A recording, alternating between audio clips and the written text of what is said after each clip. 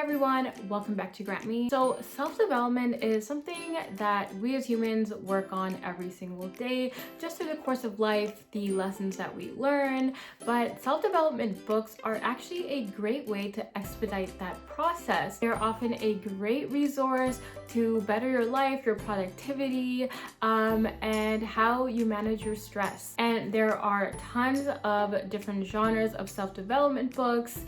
They could be about relationships, it could be about productivity, they could be about getting to know yourself. But in this video, I'm going to talk more about time management, which is something that no matter which stage of life you're in, something that you need to practice and something that a lot of people have trouble with. Before I start, if you haven't clicked subscribe and the bell button, make sure you do so so you can be notified every time we upload new videos. So the books I'm going to be talking about is what we recommend to other students, and it kind of optimizes a lot of what we do. Our goal is to build your future, and in doing so, we've kind of taken these principles, use them in our own life, and also encourage others to use them as well. And so that's what I'm going to be talking about in this video. So I'm going to be talking about 4 different books in this video. So the first one is the 80-20 principle. So the 80-20 principle essentially states that 80% of your results come from 20% of your effort. So it kind of rejects the linear input-output model, which basically says that if you put in 80% of effort, which is the input, you're going to end up with an 80% output, which is the result, which is simply not true. So in order to focus on that 20%, you need to look at your task and you need to weed out the most important parts of that task. You need to ask yourself, what will I do from this task that will gain me that 80% result? So in essence, you want to ask yourself, what is the 20% that I need to focus on that will lead me to that 80%? So if you are writing scholarships, you can kind of adopt this in a way and think about, okay, what are my next scholarships, what is due, what's worth more. And then once you kind of have the goal in mind of how much you want to win, you want to look at your scholarships, you want to see which ones will lead you to that goal in the most effective way, and then carry on from there. If that's a scholarship that is worth more, or if that's a scholarship that is due quicker, that's what you want to go for. So anytime you are encountering a task, ask yourself, what is the 20% of this task that will lead me to the 80% of the result? So the next book I'm going to be talking about is the 4% Fix. Now, the 4% of the 4% Fix refers to an hour of a 24-hour day. So an hour of a 24-hour day is 4% of a day. And so the backstory of how this book came about and how the concept came about is because the author was a busy mother, was a career woman, and she couldn't find the time to do what she actually wanted to do, which in this case was write a book. So what she did was she allotted 4% of her day, which was an hour before she woke up. It could depend for everyone, but for her, I think it was like 5 a.m. And she basically allotted that time to do whatever she wanted. And so what she did was she used that time to write for an hour.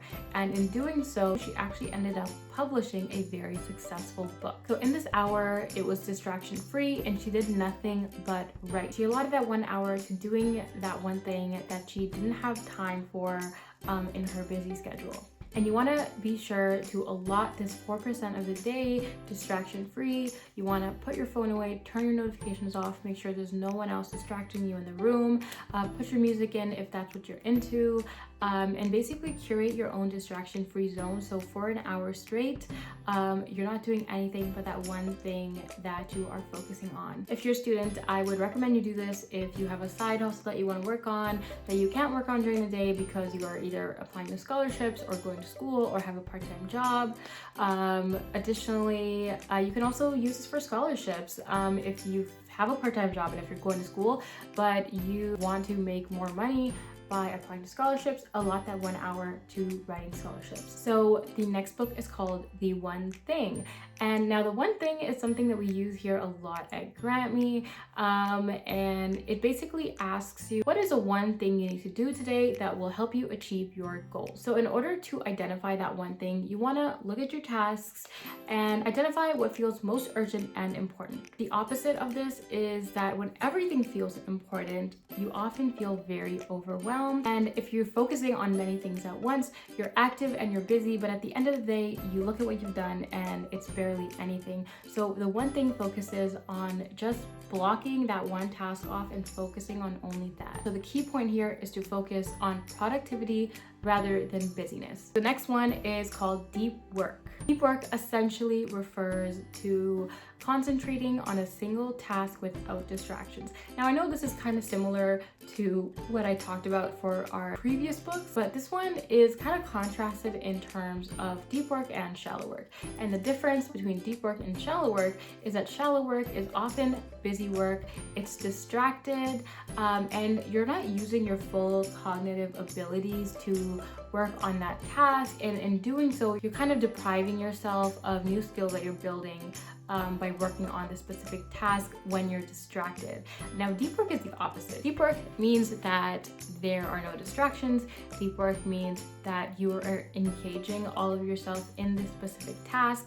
You're building new skills while you're doing this task. It can often be attributed to how 20th century authors used to work and write their books, which was being completely submerged into it. Those are my 4 recommendations. You can use these recommendations and the concepts that are included in them interchangeably. You can focus on the one thing in deep work during the 4% of your day, and that deep work can be the 20% that you're focusing on to get that 80% result. So this way you are merging all of these concepts, you're managing your time wisely, and you are being effective in how you're completing your work. And you're focusing on being productive rather than just staying busy. So if you're looking for more tips on self-development and career and university and scholarships, make sure you check out our channel as well as our website in the description below. We have workshops every month that kind of delve into this stuff. A lot of what we do is a lot about building your future, and managing your time is just one of